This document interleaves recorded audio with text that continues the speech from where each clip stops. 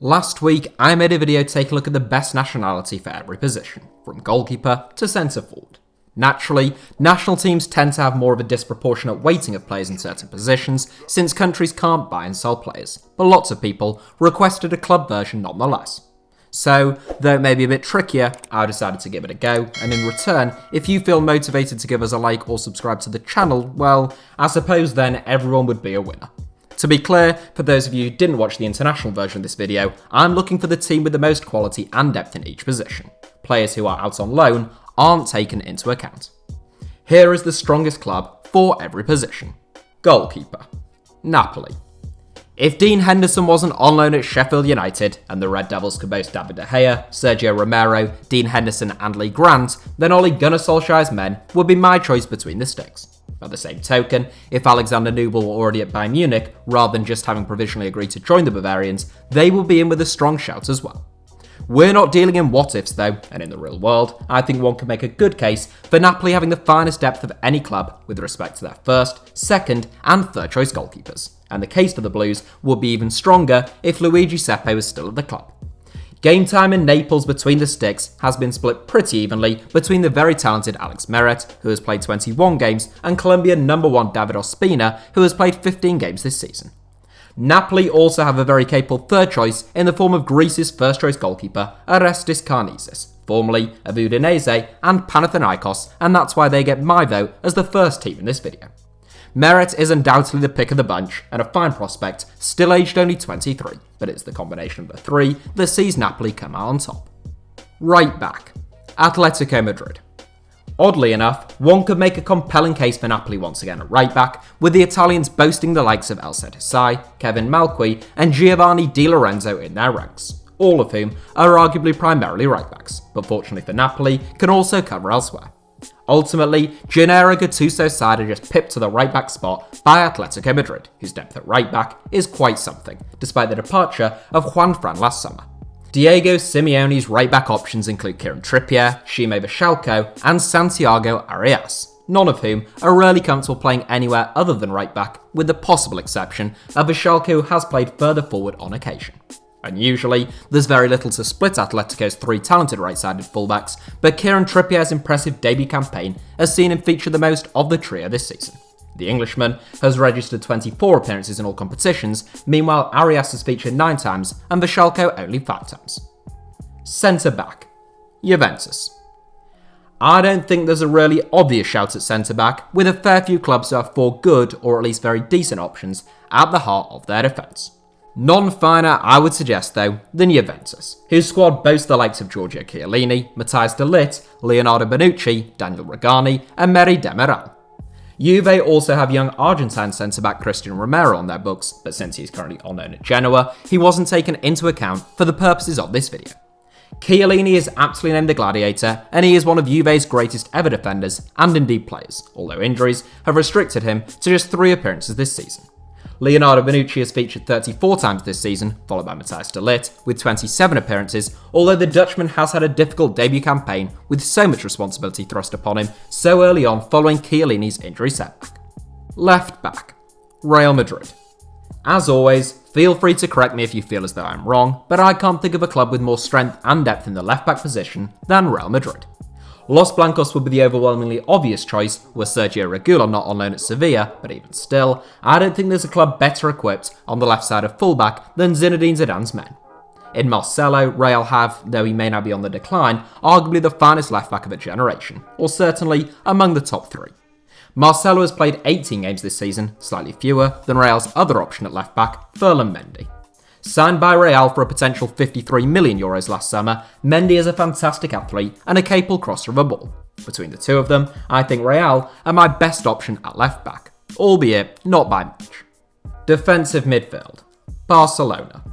From Benfica to Real Sociedad, there are a whole host of clubs who are in with the shout in defensive or holding midfield, and I suppose it depends what you call a holding midfielder. Certainly Sergio Busquets would have to fall into that category for Barcelona, as could Arturo Vidal and even Frenkie de Jong. On those grounds, I think Barcelona are still the outstanding candidates, although admittedly, there's very little to split a handful of clubs. Busquets for Barca, in many respects, just about swings it. Central midfield. Manchester City. There is no position that most of Europe's top clubs have more depth in than central midfield, and the likes of Juventus, Liverpool, Bayern Munich and Real Madrid could all stake claims in the middle of the park. In my opinion though, at this moment in time, no manager has more talent available to them in central midfield than Pep Guardiola. The likes of Rodri, Ilkay Gundogan, David Silva, Kevin De Bruyne, Bernardo Silva, Phil Foden and Fernandinho can all play in central midfield, as can Alexander Zinchenko, although he's played almost exclusively as a left back for the Citizens.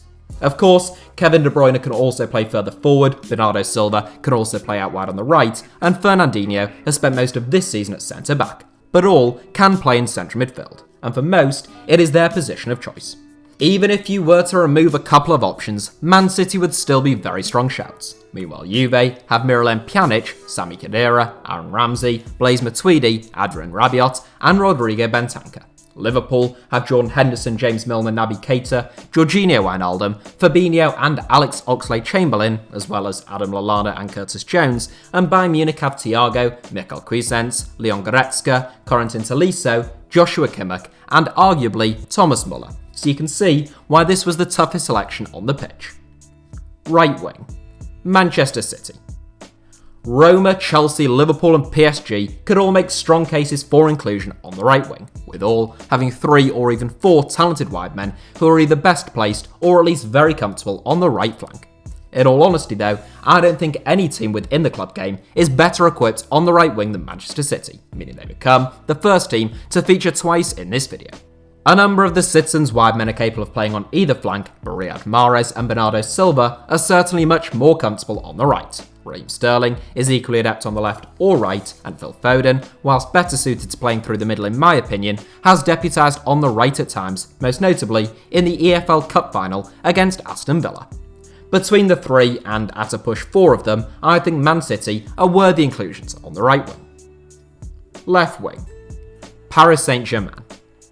PSG were honourable mentions on the right wing and could have been honourable mentions at centre-back and in central midfield as well in truth, but they don't have to settle for a mere mention on the left wing. The Parisians have the finest left winger in world football now that Cristiano Ronaldo plays predominantly through the middle in the form of Neymar, in addition to both Angel Di Maria and Julian Draxler.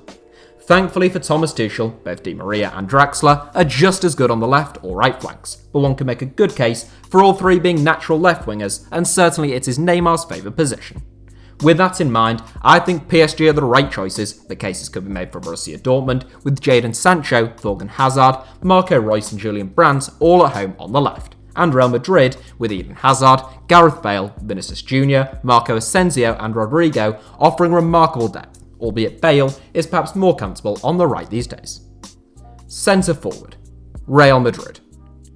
I don't think there is any club in the world right now with a ridiculous abundance of talent at centre forward, as there has been in the past, and one suspects that's down to the majority of teams now only playing with one centre forward.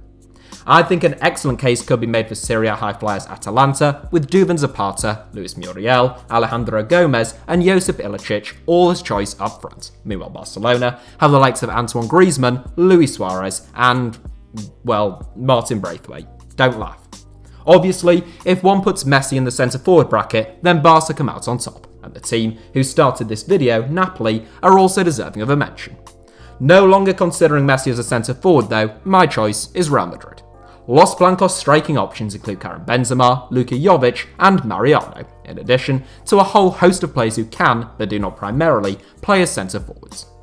Benzema has been really prolific, especially since Cristiano Ronaldo left the Bernabeu, and despite his slow start and difficult debut campaign, we all still know what Luka Jovic is capable of.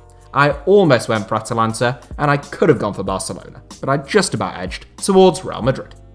Last time out I had a manager as well, but obviously most clubs only have 1 or at the very most 2 managers, so I think that would be a bit of a waste of time. I'll leave it there then, but as always, thank you all for watching. I should say someone pointed out to me that a YouTuber called TKS made a reaction video to the international version of this video, in which he was very nice about me and told people to subscribe to the channel. So if you're watching this video as well, cheers to TKS. That's all from me, thanks again for tuning in, feel free to give us a like if you found this video even remotely entertaining or informative, and don't forget to make sure that you're subscribed to HITC Sevens.